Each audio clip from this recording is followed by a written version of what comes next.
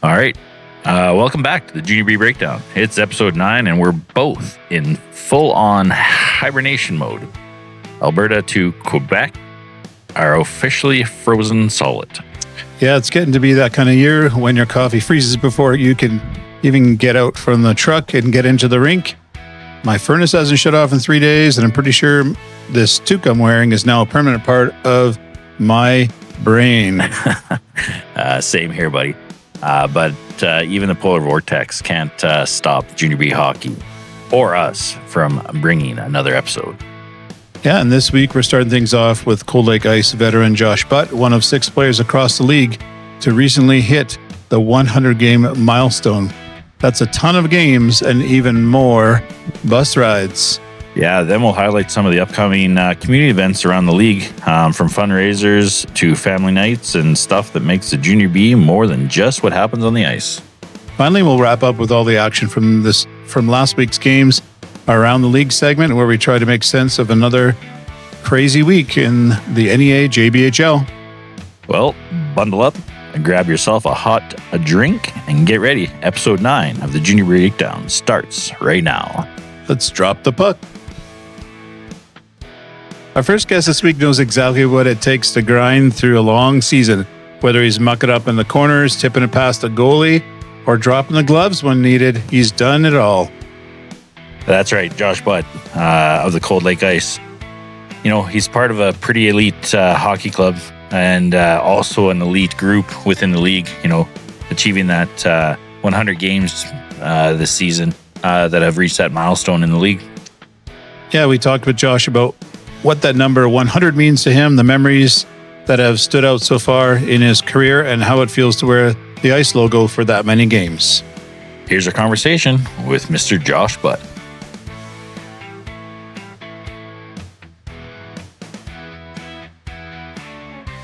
Here we have Josh Butt, one of the assistant captains for the Cold Lake Ice.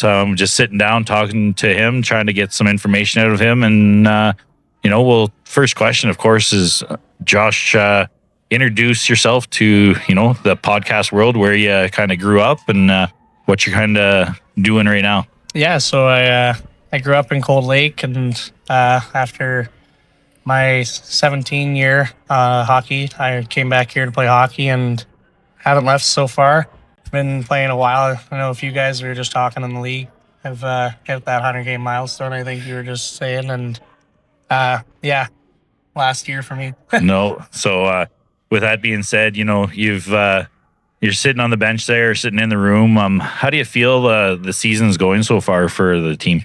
I think it's going really good. I think we've had our ups and downs. Just got to kind of find that middle. We've been kind of riding a roller coaster. We beat these top teams and then lost to bottom teams, but the league's kind of different this year too, and compared to past years where it's like you're not going to have that huge gap, I've found, and it's actually pretty fun. It's very competitive, and it's kind of cool seeing it change over the last few years. Yeah, no. Getting to watch a lot of your home games. We did travel, Chet and myself, when he's not back in Quebec there. He flies in and we get to catch a couple games.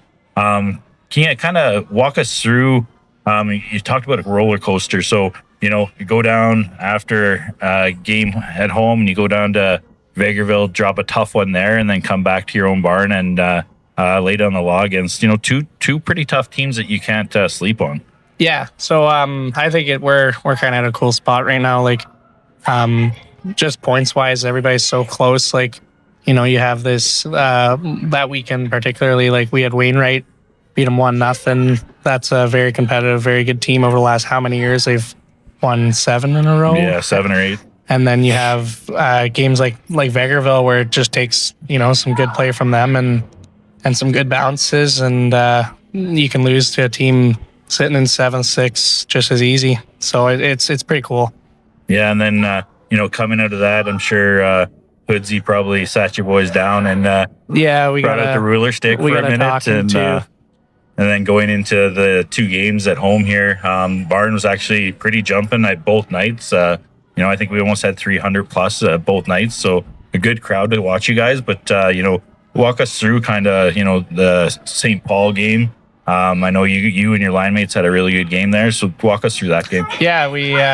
I think that Vegreville game kept us honest. Like that's the nice thing about all these teams is everybody comes in and wants to win and wants to beat everybody compared to last year's where it feels like you're playing a few teams where you're like, well, probably not coming out of this with 2 points. Everybody can beat anybody this year. Like it's so closer, so much closer than the standings or you would think, and it keeps you honest, honestly. No, for sure. So talking about the St. Paul game, yourself, you were lined up with Mr. Gascoigne and Mr. Sammy Sawchuk. Yeah. You guys put some magic together. I think you had 3 points, Sammy had 3 points, and Brett got those 3 goals, right? Yeah. Brett was really wheeling, I think, and I think 2 of them came off the breakout. Sawchuk, like we were watching them back, and they were all very similar, and I think it's good. Our line kind of finds what works for us, and we've been really well the last few games. Yeah, and then going into the Saturday night game where we were hosting Killam. Killam came to town. Yeah. They had just they were laid the beats to the Rangers the night before, and then coming to your barn. They're coming in on a high. You guys are coming in on a high.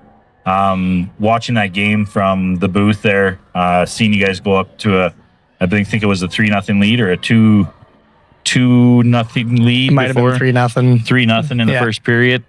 Thinking that we're gonna walk away with this, and then it looked like just kind of went into glide mode. Kind of talk us through that, how you guys kind of worked through and made it to overtime. Yeah, we came in after the first 20 and wanted to improve on some things, and I don't know what happened over the next 40, but it just kind of slowly got away from us, and it just, you got to play a full 60. I think like we're better than that, and that's happy with the win, but could have ended in regulation. We were playing fine against St. Paul. We played fine against them in the first period. Just got to play a full 60. No, for sure. Headsy playing some pretty good hockey both nights there. Even that game Chet got to watch there against Wainwright. He's putting up some solid games for you guys, helping you get those dubs. What can you say about your goalie tandem? It doesn't see it's we try to get Dallin in there when we can, and then Ped's kind of got the workhorse there, but. Yeah, like Ped's won MVP for us last year, and honestly, like I don't think a guy in that room would complain about that. Ped's is on his head every night, and then Dallin, first year in the league, like he's had a great start. He's had a few games where we could have done better for him and maybe left him out to dry, right? So I think it's just a matter of helping him out, get used to it and stuff, and great tandem. They're only going to get better. No, for sure. Looking at that, like I said, guys going on the road this weekend. We got Killam and Wainwright. Two tough teams you can't sleep on, especially Wainwright, right? No. You look at the standings there. You got a couple games in hand on everybody. So like you say you wipe that out and you bring them up to everyone's played the same. They take those 8 points, they're top of the league again, and everyone's chasing, right? So yeah, absolutely. What can you guys do going into this weekend that is going to, kind of help you over that hump? I think we just got to recognize, these are 2 teams that we've only beat by 1 goal the last 2 games. I think like Killam Saturday, for example, that was a shootout win, and then it was a 1-0 overtime win against Wainwright. I think they're both going to be hungry, and I think we're going to be ready for that, and it's like it's very close, right? They're Wainwright's 3, Killam's 5, and not far behind in a 5 and not far ahead in a 3. So I think it's just going to be, we're going to have to show up ready to play and go into their barn and do what we got to do. No, for sure. So goals, do you have any like goals that you kind of set at the beginning of the season? I know it's been your last season in the league. Is there anything that kind of stood out that's like, hey, I'm coming to the season, I want to be this, and this? Yeah, I think I've just been trying to do whatever I've had to do on the ice for us to win, whether that's defensive or offensive. I think like it's kind of nice right now. I've had a lot of points, but I'm really just trying to focus on whatever we need, whatever my line needs. If Sawchuk and Brett want to go score all night and need a guy back checking or playing defensive, I'll do that. I just want to win this year. I think a lot of guys in the league want to win this year. It's kind of nice. 2 guys are going to provincials this year from the league, so I think everybody's kind of looking at this as an opportunity. No, for sure. So looking ahead, like I said, we're sitting in 4th. A little bit of room between the guys below you, and not so much room. You guys, there's not too much room to catch up to those front guys. Like I said, we're kind of coming to the midpoint here. What I know that we've talked to coach and stuff like that, and it's been said all year, but how are you gonna help the team try to get that consistency so we can just keep rolling here?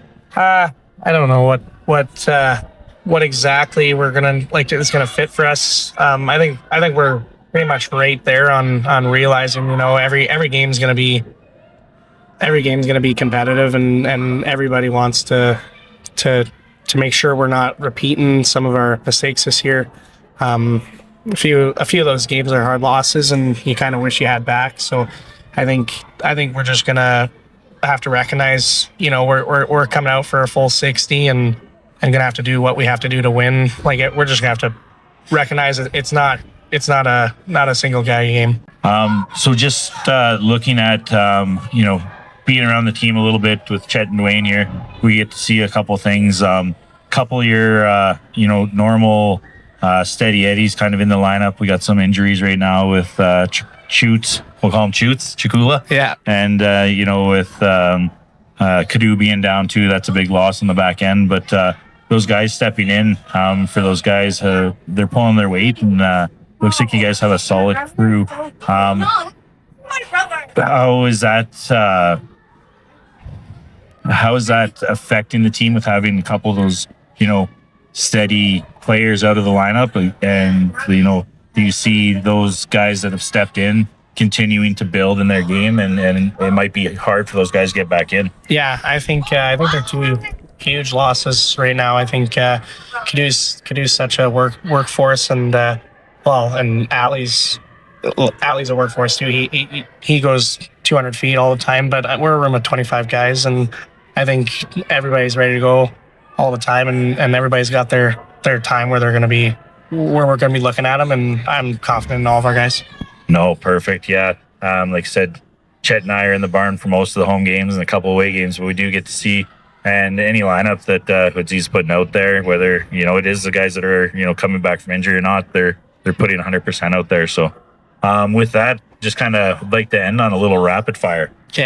Okay. So if you had to score any goal with any partner in the league or fictitious in the NHL, who's your line mate that you want to score that goal with?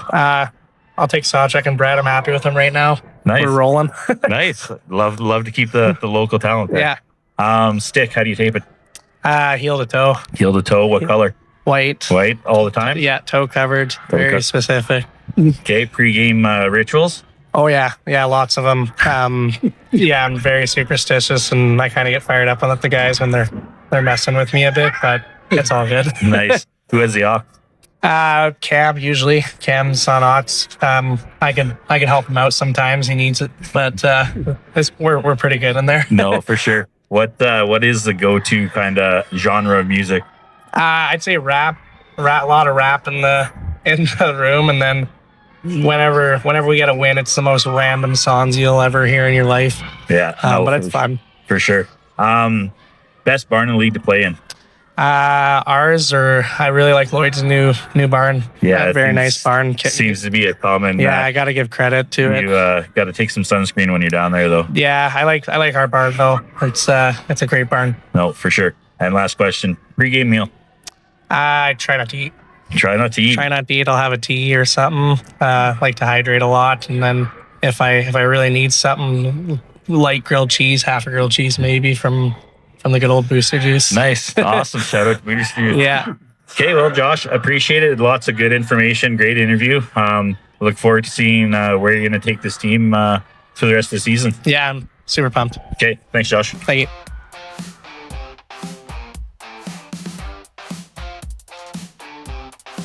Junior B hockey isn't just about goals and rivalry. It's about community. And there are 2 big events coming up soon that are bringing fans together across the NEAJBHL. Over in Vegreville, the Rangers are hosting a fundraiser steak night on December 6th. Great food, great people, and funds raised go directly towards helping support the team. If you love hockey, and I love steak, that guarantees a power play. Details can be found on their Facebook page. Tickets go on sale right now until December 1st. And just a week later, the Cold Lake Ice first annual teddy bear toss is on December 13th when the aforementioned Vig Rangers are in town. So the Cold Lake Ice are inviting everyone to bring a stuffed toy to the game. And the moment that the Ice score their first goal, we would love to see those bears flying onto the ice. Every donation goes to local charities and kids in need. Let's pack that rink and make it snow teddy bears in a couple weeks. I can't wait to say, let it rain. Let it rain. So that's 2 rinks, 2 great causes, 1 league that knows how to show up when it matters most. Hey, have an event coming up? You'd like to be featured on the Northeast Junior B Breakdown? Reach out to us at the juniorbbreakdown@gmail.com and we'll help spread the word. Help your team, help you, help your fans. Okay, November 20th, we're heading down to the Snovis Energy Hub down in Lloydminster where the Bandits were hosting the Vermilion Tigers. Not much to say about this one. You're looking at 2 of the top teams in the league. Of course, the first period there, scoreless.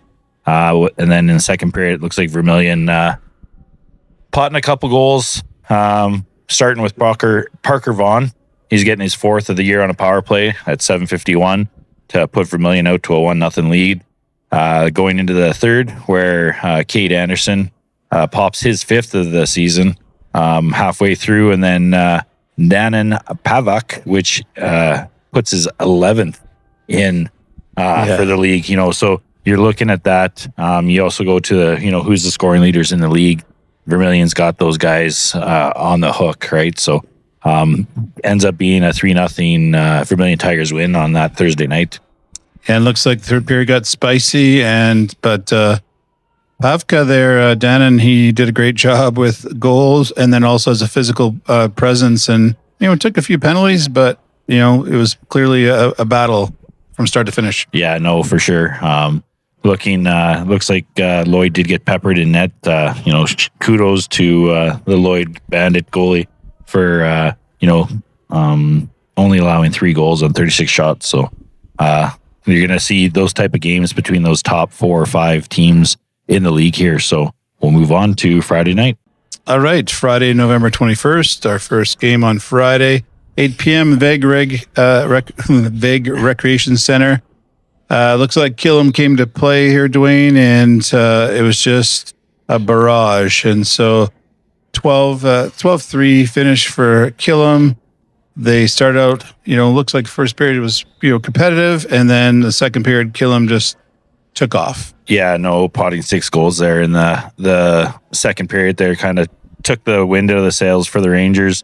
And then, allowing 12 goals on 31 shots. It's a tough night for the Rangers. But those 2 battling right now, for the basement, I don't want to say because one team has 7 more points than the other, but there's still a little ways to go before they're starting to break into that top 4, right? Yeah, I think we'll move on to the next one. Just before we do that, it was great to see Tanner Sheets on the score sheet 3 times. So good job again. Keep that hair going, Tanner. Perfect. Their second game of the 21st there has the St. Paul Canadians coming into town to face the hometown Cold Lake Ice. Mr. Peddle getting the start in this game here. Played well through the whole game. He was in the game the whole time.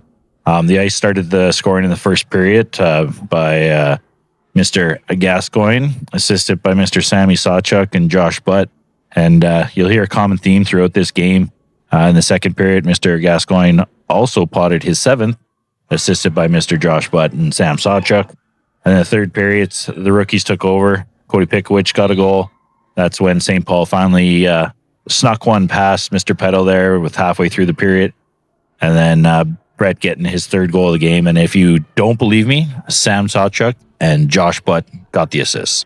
What a night for those guys. What a dynamic trio. Yeah, you look at that, and the 3 stars for that game, of course, as the scoring line says, first score, Brett Gascoigne, second star, Josh Butt, and third star, Sammy Sawchuk. Good job, Ice. All those guys getting 3 points. So we'll roll on to the next one, and great job, Pedal and Net. All right, our third game. Again, Lloyd hosting back-to-back Thursday night, Friday night. Let's see what happens this game when the Wainwright Bisons come to town. First period, Lloyd jumps out to a 2-0 lead for Mr. Colton Parker and Joel Webb, pocketing 2 goals. In the third period, working your way into the second period where Lloyd goes up 5-0. Cash Parkins, Adrian Bugera, Boogies, and then Aiden Martins, making it 5-0. And you're thinking that that's it, and the game's going to be over.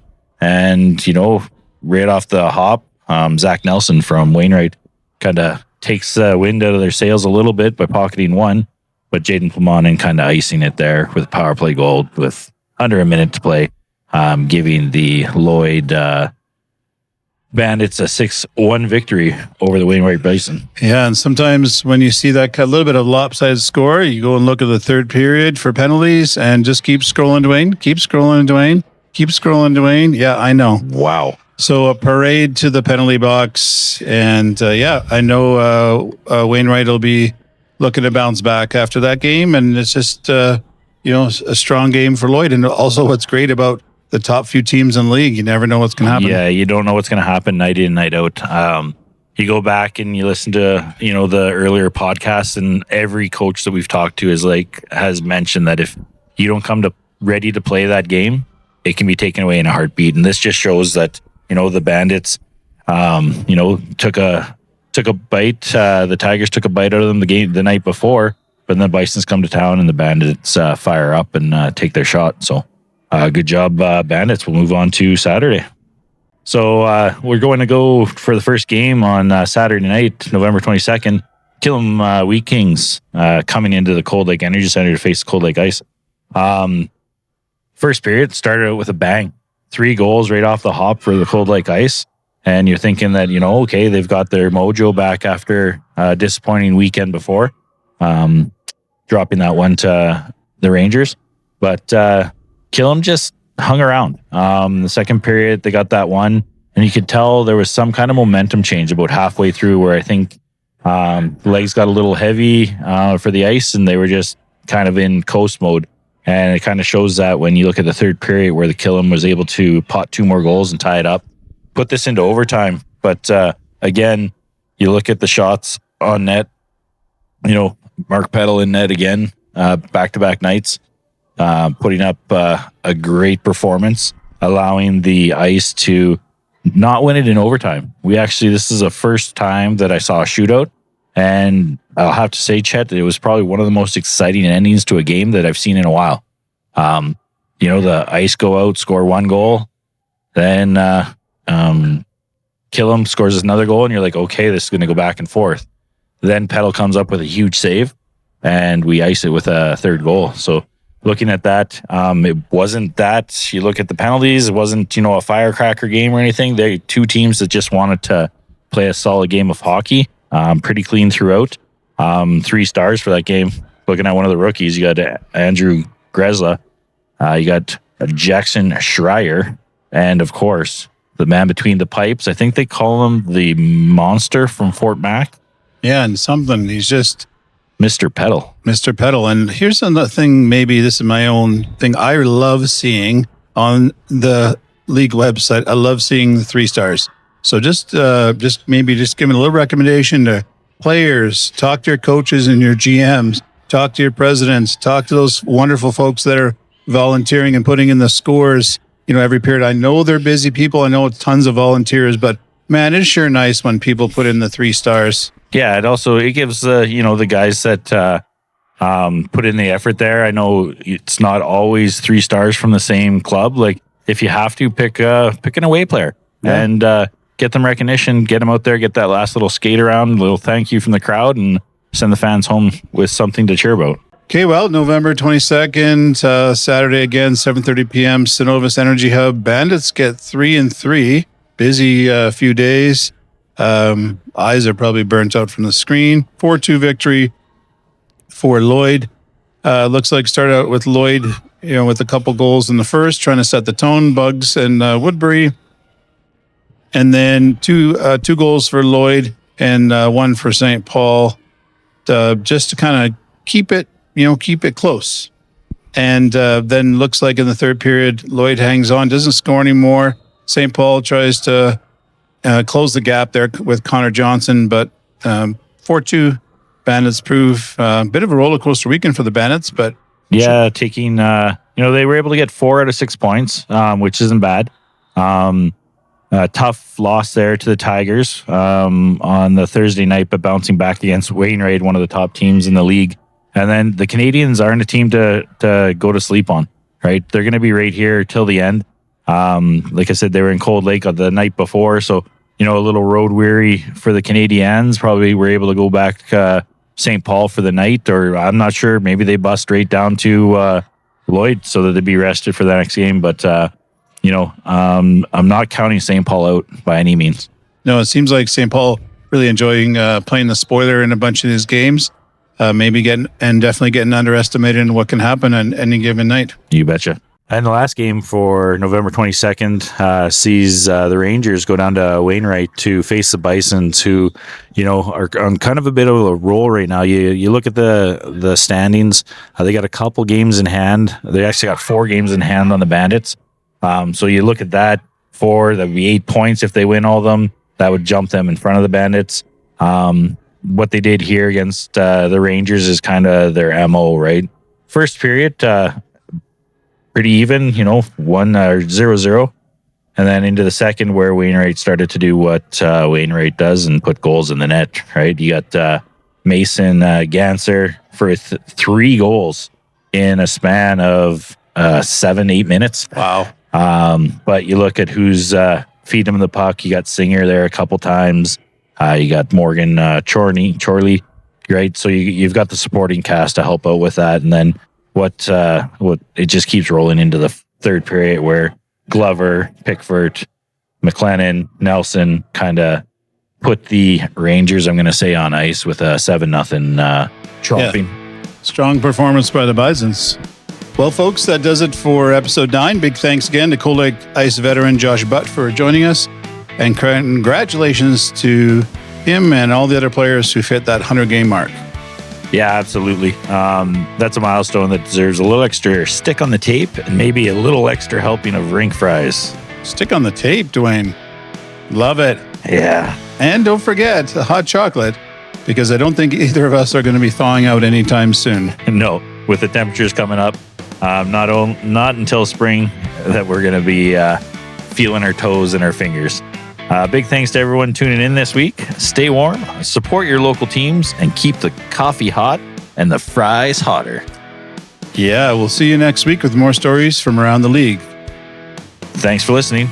And now you have the breakdown. The Northeast Junior B Breakdown is brought to you by the Cold Lake Ice, supporting junior hockey and the players, coaches, and fans who make this league so much fun to follow. Chet LeCheddar and Dwayne Lotzheimer are fictional characters created for entertainment purposes only. Any resemblance to actual persons, living or deceased, is purely coincidental.